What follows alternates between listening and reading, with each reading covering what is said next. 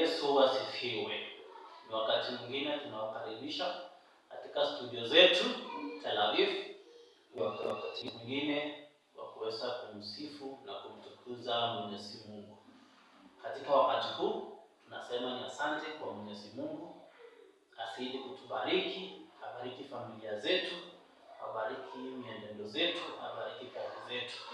Tunapoenda kumtumikia Mwenyezi Mungu, tutasidi kubarikiwa kila wakati.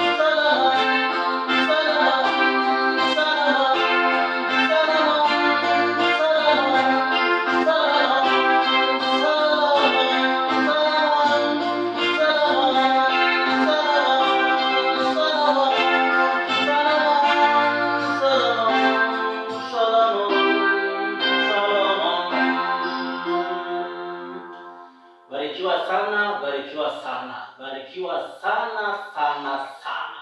Tunazidi tena subscribe kwa channel zetu za Tel Aviv TV. Barikiwa.